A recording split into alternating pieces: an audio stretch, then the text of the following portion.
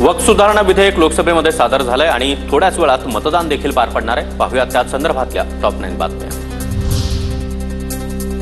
बहुचर्चित वक्फ सुधारणा विधेयक अखेर लोकसभेत सादर। संसदेमध्ये चर्चेदरम्यान सत्ताधारी आणि विरोधी पक्षांमध्ये जोरदार वादविवाद।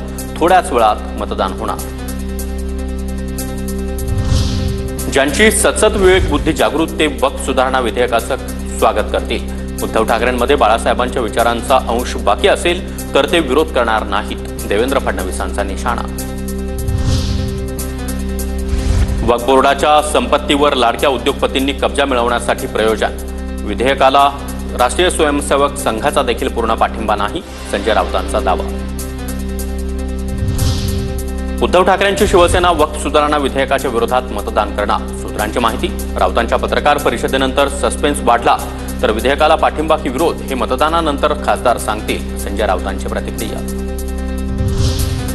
वक्फ बोर्डावर शिया, सुन्नी, बोहरा आणि महिला देखील असणार। 4 बिगर मुस्लिमांसह 2 महिला असणं अनिवार्य असणार, किरण रिजिजू यांची माहिती। हा फक्त संपत्तीच्या नियोजनाचा विषय। रेल्वे आणि लष्कराची जागा देशाची जागा असते, मग वक्फ बोर्डाची जागा खासगी असू शकत नाही, केंद्रीय मंत्री किरण रिजिजू यांचं सभागृहात म्हणणं। तर रिजिजूंच्या भाषणावेळी विरोधकांचा गोंधळ। वक्फ सुधारणा विधेयकामध्ये अनेक मुद्दे चिंताजनक वाटत आहेत। विधेयकामुळे अनेक अधिकार सरकारकडे जातील। 1.2 लाख कोटी रुपयांची जमीन सरकारकडे जाईल। आज आपण गप्पा बसलो तर उद्यापासून एक समाज संपवला जाईल, खासदार निलेश लंकेंचा विधेयकाला विरोध।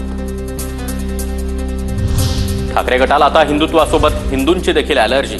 अरविंद सावंतांचं भाषण ऐकून वाईट वाटलं। बाळासाहेब असते तर हे असं भाषण करू शकले असते का, खासदार श्रीकांत शिंदेंचा ठाकरे गटावर हल्लाबोल। राज्यसभेमध्ये बोलताना संजय राऊत चांगलेच संतापले। बोलताना सत्ताधारी पक्षातून एकानं बाळासाहेबांच्या नावानं डिवचण्याचा प्रयत्न केल्यानं राऊत भडकले। 10 वेळा पक्ष बदलणाऱ्यांनी बाळासाहेबांचं नाव घेऊ नये, राऊतांचा निशाणा।